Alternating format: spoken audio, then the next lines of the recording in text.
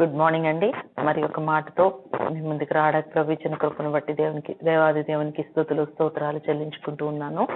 మరి చిన్న మాట మనం చూసుకుందాం. ఎఫ్సి పత్రిక 4వ అధ్యాయము 26వ వచనాన్ని ఒకసారి చదువుకుందామండి.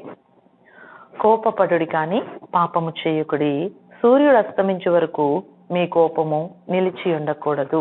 హల్లెలూయా. కోపపడుడి కానీ పాపము చేయకుడి, సూర్యుడు అస్తమించే వరకు మీ కోపము నిలిచి ఉండకూడదు. నిజమే, చాలా సార్లు కోపంలో మనం చాలా చేయరాని పనులు చేస్తాం. కొట్టరాని చోట కొడతాం, పిల్లల్ని తిట్టకూడని మాటలు తిడుతూ ఉంటాం, అరవకూడని అరుపులు అరుస్తూ ఉంటాం, అనకూడని మాటలు అంటూ ఉంటాం కదా. సో కోపం, దేవుడు అంటున్నాడు ఇక్కడ కోపపడండి. మరి పిల్లలు తప్పు చేసినప్పుడు, మరి ఎవరన్నా తప్పు చేసినప్పుడు కోపపడడం తప్పు కాదు, కానీ దేవుడు అంటున్నాడు మీ కోపము సూర్యుడు అస్తమించే వరకు నిలిచి ఉండకూడదు. నిజమే, కొన్నిసార్లు కోపంతో మనం మాట్లాడడం మానేస్తాం, కొన్నిసార్లు కోపంతో గిన్నెలు ఇసిరేస్తాం, కొన్నిసార్లు కోపంతో రకరకాలుగా చేస్తూ ఉంటాం, ఇల్లంతా చిందరవందర చేసేస్తూ ఉంటాం. ఎవరికి నెమ్మది లేకుండా, ఎవరికి శాంతి లేకుండా, సమాధానం లేకుండా మనము ఇంటి పరిస్థితుల్ని మార్చేస్తాం కదండి. మరి దేవుని వాక్యం చెప్తుంది, దేవుని కోపం అంట నిమిషమే ఉంటుందంటండి, దేవుని దయ ఆయుష్కాలం ఉంటుందంట. మనం కూడా మన కోపాన్ని మరి తగ్గించుకోగలిగితే దేవుడు అంటున్నాడు కదా, మరి మనము కూడా అనేకులకు ఆశీర్వాదకరంగా మారుతాం. ఎందుకంటే దేవుని వాక్యం చెప్తుంది, నరుని కోపం అంట దేవుని నీతిని నెరవేర్చదు. మనుషుల కోపమే ఎవరి నీతిని నెరవేర్చదండి, దేవుని నీతిని నెరవేర్చదు. మనం కోపపడ్డాం అనుకోండి, మన కోపం వల్ల మనుషులు మారరు. కాబట్టి దైవజన్మ తప్పు చేస్తే కోపపడండి, కానీ అర్థమయ్యేలాగా దాన్ని మనం ఎక్స్ప్లెయిన్ చేయగలిగితే కనుక తప్పకుండా వారు మార్చుకుంటారు. అంతేగాని అదే కోపంలో మాట్లాడడం మానేసి, మరి మాకు తెలిసినటువంటి ఒక అంకుల్ గారు ఉన్నారండి. ఆ అంకుల్ గారు వాళ్ళ అబ్బాయి ఏదో తప్పు చేశాడని మాట్లాడడం మానేస్తే ఆ కుమారుడు 10 రోజులు చూశాడు, 15 రోజులు చూశాడు, 20 రోజులు, నెల రోజులు దాటిపోయింది.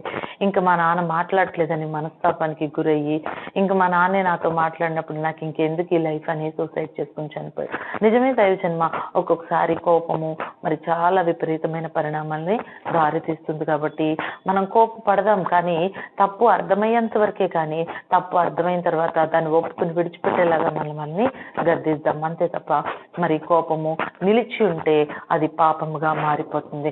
నువ్వు ఉదయం కోపం వచ్చిందా, సాయంత్రానికల్లా నువ్వు సమాధాన పడాలి, సాయంత్రానికల్లా నువ్వు మాట్లాడాలి దైవజన్మ. నిజమే, కోపం అలా నిలిచి ఉంటే అది మరి పిల్లల్ని పెడుతుంది తెల్లారికి, ఆ రోజుకి ఇంకా పిల్లల్ని పెట్టి ఇంకా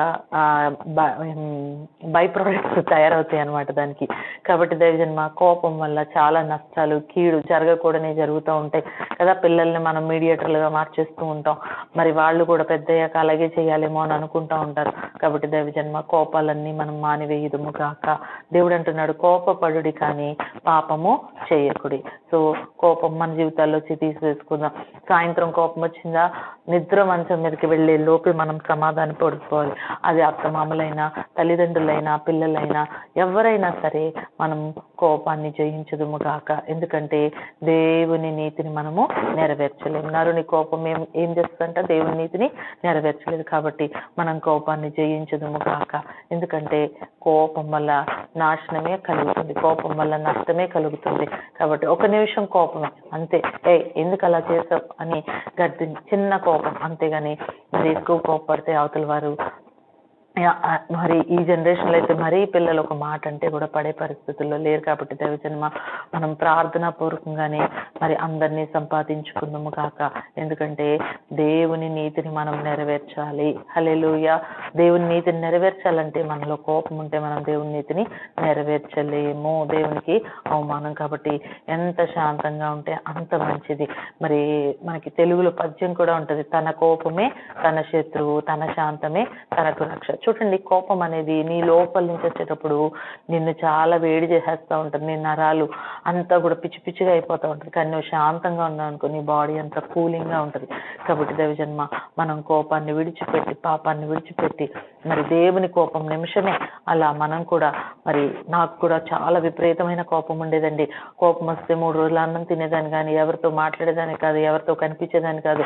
ఒక్కొక్కసారి 3 రోజులు ఏంటి 3 నెలలు కూడా 3 సంవత్సరాలు కూడా అలా ఉన్నటువంటి రోజులు. ఊసులు, అది అజ్ఞాన కాలంలో దేవుడు చూసినట్టు ఊరుకుంటున్నాడు. కానీ మనకి దేవుని వాక్యం అర్థమయ్యాక, దేవుని వాక్యం మనల్ని దర్శించాక కూడా మనం అలా ఉంటానంటే దేవుడు ఎంత మాత్రం ఒప్పుకోడు దైవజన్మ. కాబట్టి మనం కోపం విడిచిపెడదము కాక, పాపాన్ని విడిచిపెడదము కాక. కోపం అనే పాపము దేవుని నీతిని నెరవేర్చదు దైవజన్మ. హల్లెలూయా. మరి అందరూ కూడా కళ్ళు మూసుకున్నట్టయితే చిన్న ప్రార్థన చేస్తారు. స్తోత్రం తండ్రి నాయన, మహోన్నతుడ, సర్వోన్నతుడ. ఇదిగో నాయన, ఈరోజు కోపము పాపం అని సెలవిచ్చావు తండ్రి. కోపపడుడు కానీ పాపం చేయొద్దంటున్నావు. మీ కోపం సూర్యుడు అస్తమించేలోపే పోవాలంటున్నావు. అలాగునైనా వెంటనే ప్రభా కోపం విడిచిపెట్టి సమాధానపడి ధైర్యపరుచుకుని ప్రభా కుటుంబాన్ని కట్టుకోవడానికి మీరే కార్యం చేయండి. నీ కోపం నిమిషం మాత్రమే, మా కోపం కూడా నిమిషంగా మార్చివేయమని యేసయ్య నామములో అడిగి వేడుకుంటున్నాం తండ్రి. Amen. Praise the Lord. God bless you.